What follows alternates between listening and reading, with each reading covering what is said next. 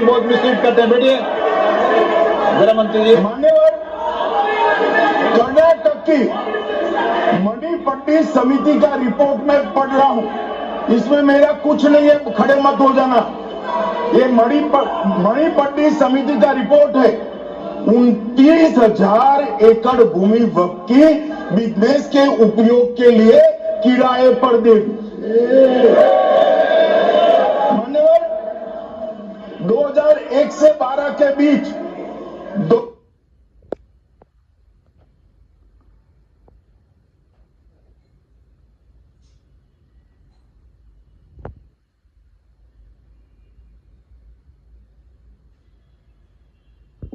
निजी संस्थानों को हस्तांतरित कर दी 100 साल की लीज पर। मान्यवर, बेंगलुरु में उच्च न्यायालय में बीच में पढ़ना पड़ा, 602 एकड़ भूमि को जब्त करने से रोकना पड़ा।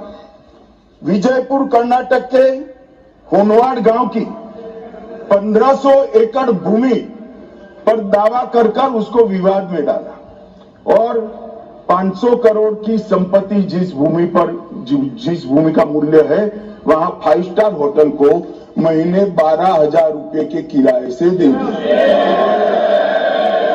अब मान्यवर ये कहते हैं कि इसका हिसाब किताब न करो, इसकी देखरेख न करो। भाई ये पैसा जो है देश के गरीब मुसलमान का है, ये गन्ना सोटों की चोरी के लिए नहीं, इसको रोकने के लिए। और इनके जो ठेकेदार बैठे हैं मान्यवर, ये यहां गरज कर बोलते हैं, खुद को समझे बगैर बोलते हैं, कुछ समझ कर बोलते हैं। उनको लगता है कि इससे हम जीत जाएंगे। मान्यवर, कर्नाटक में दत्तापीठ के मंदिर पर क्लेम किया, टाली परंबा 75 साल पुराने एक दावे के आधार पर 600 एकड़ जमीन का दावा किया और ईसाई समुदाय की भी ढेर सारी जमीनों पर कब्जा कर लिया गया। मान्यवर, आज देश के कई गणमान्य चर्च और चर्च के समूह वक्फ बिल का समर्थन कर रहे हैं। उनको लगता है कि इसका विरोध कर हम मुस्लिम भाइयों की सिंपैथी जीतकर अपनी वोट बैंक पक्का करेंगे, उसमें कोई फायदा नहीं होगा अखिलेश। इसलिए कि 4 साल में मुस्लिम भाइयों को मालूम पड़ जाएगा कि कानून तो उनके फायदे में है। और इसके साथ ये दक्षिण के सारे जो सांसद बोल रहे हैं, अपनी अपनी कॉन्स्टिट्यूंसी में सारे चर्च को मान्यवर नाराज कर रहे हैं, उनको पता नहीं। सारे चर्च को नाराज करें, सारे चर्च ने रिजोल्व किया है कि हम खिलाफ इसका हम समर्थन करते हैं। मान्यवर, तेलंगाना में 66,000 करोड़ की 1700 एकड़ जमीन पर दावा कर दिया। असम में मोरीगांव जिले की 134 एकड़ भूमि पर दावा हुआ। बिहार का मैं लालू जी के कोर्ट के साथ बाद में बताता हूं। गुरुद्वारा से संबंधित हरियाणा की 14 मरला भूमि को वक्फ को सौंप दिया और मान्यवर, प्रयागराज में चंद्रशेखर आजाद पार्क को भी वक्फ घोषित किया। और मान्यवर, महाराष्ट्र के वडांगे गांव में महादेव की मंदिर पर दावा किया और बीड में कंकलेश्वर मंदिर की 12 एकड़ जमीन वक्फ बोर्ड ने जबरन ले ली।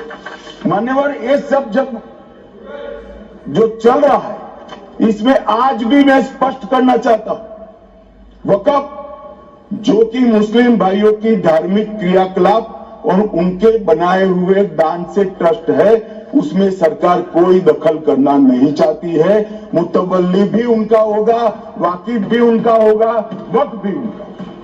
परंतु वक्फ की संपत्ति, इसका रख रखाव ठीक से हो रहा है नहीं। वक्फ का संचालन कानून के हिसाब से हो रहा है, निजी उपयोग के हिसाब से। सैकड़ों साल पहले किसी बादशाह ने दान किया, हमारी भाषा में कहो तो धर्मादा किया। अब इसकी संपत्ति को आप 12,000 रुपये में 5 सितारा होटल बनाने के लिए दे देते हो, ये उचित है क्या? भाई वो पैसा गरीब मुसलमान के कल्याण के लिए करिए, तलाकशुदा महिलाओं के कल्याण के लिए करिए, जो अनाथ बच्चे हैं उसके कल्याण के लिए करिए। मानिए, और ये करने की जगह बेरोजगार मुसलमान युवाओं के लिए स्किलिंग का काम करिए। लाखों करोड़ों रुपए की भूमि मान्यवर और इनकम 126 करोड़ रुपया।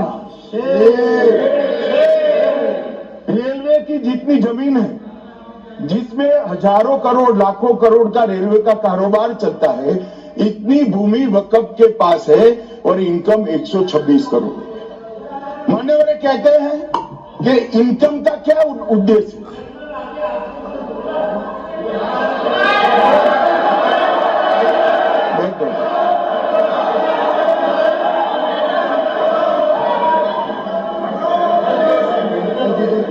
मान्यवर, मैं दादा की टेंशन समझ रहा हूं, ये बंगाल के मुसलमान भी सुन रहे हैं, तो उनको टेंशन होना स्वाभाविक है। मान्यवर, लालू प्रसाद जी आज आरजेडी के सारे सदस्य बोले, जब 2013 का अमेंडमेंट आया, मैं लालू जी का तो पूरा पढ़ना चाहता हूं, बाकी सदस्यों का सिर्फ टोकन पढ़ूंगा। लालू जी ने क्या कहा?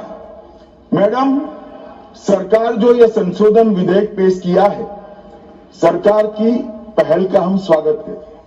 शाहनवाज हुसैन जी और अन्य माननीय सदस्यों ने अपनी बातों को यहां रखा, मैं उसका समर्थन करता हूं। आप देखिए, सारी जमीनें हड़प ली गई है, चाहे सरकारी हो या गैर सरकारी। वक्फ बोर्ड में जो काम करने वाले लोग हैं, उनके द्वारा सारी प्राइम लैंड को बेच दिया गया है। पटना में ही डाक बंगले की जितनी प्रॉपर्टी थी, सब पर अपार्टमेंट बन गए। इस तरह की काफी लूट खसोट हुई है। हम संशोधन विधेयक तो आपको अंत में लाए हैं, समर्थन करते हैं, लेकिन मैं चाहता हूं कि भविष्य में आप कड़ा कानून लाइए और ये जो चोरी करने वाले लोग हो, उनको जेल की सलाखों के पीछे। अब साहब, लालू प्रसाद की इच्छा इन्होंने तो पूरी नहीं की, नरेंद्र मोदी जी ने पूरी कर दी। ये लालू जी ने कहा था, एक कड़ा कानून लाइए। मान्यवर शरीफुद्दीन शरीफ, उन्होंने कहा, मंत्री जी समझते हैं कि शायद इससे मुसलमानों का वोट मिल जाएगा, लिहाजा मुसलमान लोगों ने भी खुद ही तबाही मचाई है, इसलिए मैं गुजारिश करूंगा कि इसके लिए आप सख्त कानून बनाइए, उनके हाथों में हथकड़ियां पहनाइए और जो उनके कब्जे किए हैं वो जमीनों बेचकर गरीब और तलाकशुदा मुस्लिम बहनों का कल्याण करिए। इसके बाद श्री हमीदुल्लाह सैयद लक्षद्वीप से थे, उनका भी इसी टोन का भाषण है। और मान्यवर, मैं आज की बात नहीं कर रहा हूं, 2013 का जो बिल कांग्रेस पार्टी लेकर आई, इसके विरोध में इनके समर्थकों ने जो कहा था, मान्यवर ये है। और क्या होगा भाई इससे? पारदर्शी ऑडिट होगी, आज ऑडिट ही नहीं हो रही है। रिपोर्ट ऑनलाइन जमा करने की सिस्टम नहीं है, वो होगी, रिपोर्ट देनी पड़ेगी, बैलेंस शीट जमा करनी पड़ेगी, ऑडिट होगी, चेक के रिटायर्ड ऑफिसर ऑडिट करेंगे और मान्यवर पारदर्शिता आएगी। इससे क्यों डरना चाहिए किसी को? पारदर्शिता से क्यों? और वक्फ बोर्ड और वक्फ परिषद, इसका कोई ऑर्डर हम ऐसा नहीं लिख रहे हैं कि कोर्ट में नहीं जा सकते। आपने तो कर दिया था कि ये ऑर्डर को कोई कोर्ट में चैलेंज ही नहीं कर सकता। पूरा संविधान में समाप्त कर दिया मान्यवर। और मान्यवर, हम तो इसको कहते हैं कि कोई भी चैलेंज कर सकता है कायदे की अदालत में। इस देश में संविधान का राज है, ग्रीवेंसेस जिसका भी हो कोर्ट में जा सकता है। 2013 में जिसकी भूमि हड़पी, इसके ग्रीवेंसेस को भी कोर्ट के फोरम से बाहर करने का पाप एक कांग्रेस पार्टी ने किया। मान्यवर, एक अफवाह और फैला रहे, रिट्रोस्पेक्टिव इफेक्ट से आ रहा है। मैं स्पष्ट कर देना चाहता हूं, इस सदन में बोलने के वक्त जिम्मेदारी के साथ बोलना चाहिए। अगर ये कानून का पहला पेज और तीसरी तक धाराएं भी पड़ी होती तो इसमें स्पष्ट लिखा है, ये कानून का अमल जिस दिन पारित होने के बाद भारत सरकार नोटिफिकेशन बाहर निकालेगी, उस दिन के बाद होगा। मतलब रिट्रोस्पेक्टिव इफेक्ट नहीं है, मगर मुस्लिम भाइयों को डराया जा रहा है कि रिट्रोस्पेक्टिव इफेक्ट से आएगा। मान्यवर ये कह रहे कलेक्टर क्यों रखा है? मुझे एक बात बताओ भाई, जो बता सकते हैं। अगर किसी मंदिर के लिए जमीन खरीदनी है तो जमीन की मालिकी किसकी है वो हमारे देश में कौन तय करता है? सबको मालूम है, कलेक्टर करता है सर, रेवेन्यू ऑफिसर वही है। तो अगर वक्फ की भूमि जो वक्फ कर रहा है उसकी है या नहीं है, इसकी जांच कलेक्टर करे तो इसमें आपत्ति क्या है? वक्फ तो दान है भाई, और दान अपनी संपत्ति का किया जा सकता है, किसी और की संपत्ति का नहीं किया जा सकता। गांव में कोई बेचारा अमेरिका गया है 4 महीने पढ़ने के लिए, घूमने के लिए, आता है तो कि वक्फ घोषित हो गया। कोई कारोबार करने के लिए दिल्ली आया, आता है तो कि वक्फ घोषित हो गया। अरे ऐसा नहीं होता भाई, कलेक्टर को पूछना पड़ेगा सरकारी संपत्ति है या नहीं है, इसकी जांच करनी चाहिए या नहीं करनी चाहिए। ढेर सारे मंदिर बनते हैं, बने भी है, बनेंगे भी। ढेर सारे चर्च बने हैं, गुरुद्वारे बने हैं, सरकारी संपत्ति पर बन सकते हैं क्या? नहीं बन सकते मान्यवर। जहां वक्फ की घोषणा होती है वो भूमि सरकारी है या नहीं है वो सत्यापित करना ही चाहिए, और कलेक्टर के अलावे इसको कोई सत्यापित नहीं। मान्यवर इन्होंने मैंने पहले भी बताया मान्यवर, कोर्ट को भी रास्ते से निकाल दिया। मैं बाद में बात करता हूं मान्यवर।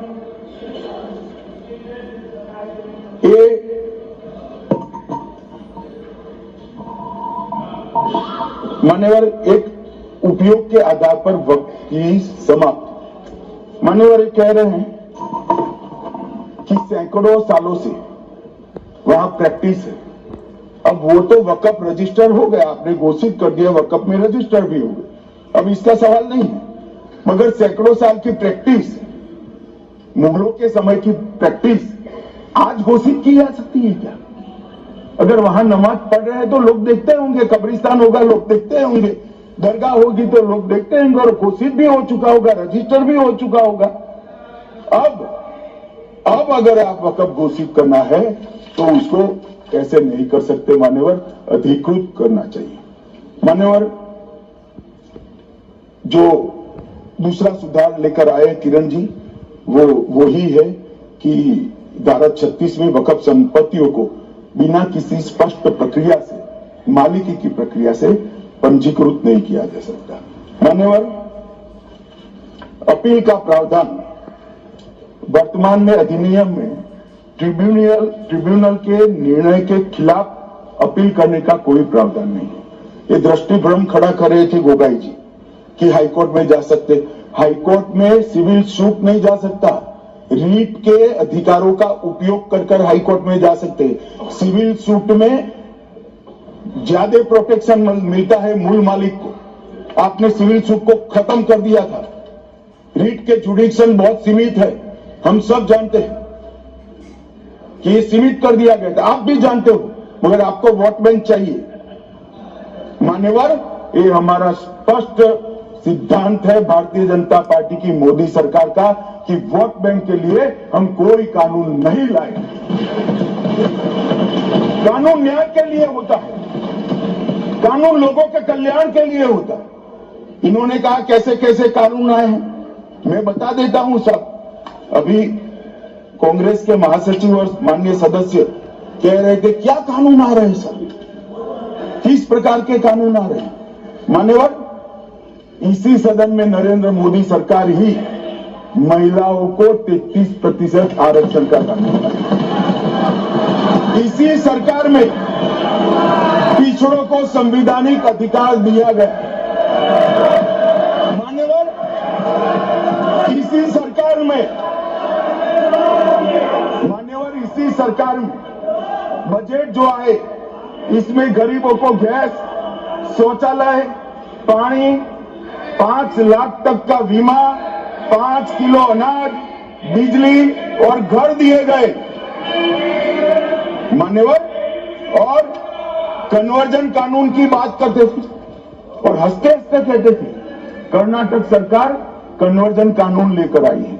सबसे पहला कन्वर्जन कानून उड़ीसा और मध्य प्रदेश में कांग्रेस सरकार लेकर आई, मगर उस वक्त कांग्रेस सरकार तुष्टीकरण की नीति पर नहीं चलती थी, महात्मा गांधी के सिद्धांतों पर चलती। मध्य प्रदेश और उड़ीसा में सबसे पहला कन्वर्जन के खिलाफ कानून कोई लाया तो कांग्रेस पार्टी लाई, और मुझे गर्व है मेरी पार्टी की सरकारें कन्वर्जन पर कानून लाती।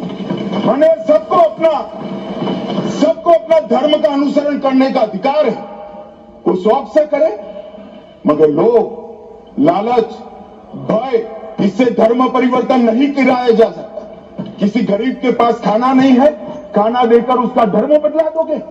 कोई थोड़ा कम पढ़ा लिखा व्यक्ति है, उसका धर्म बदला दोगे? ऐसे नहीं होगा माने।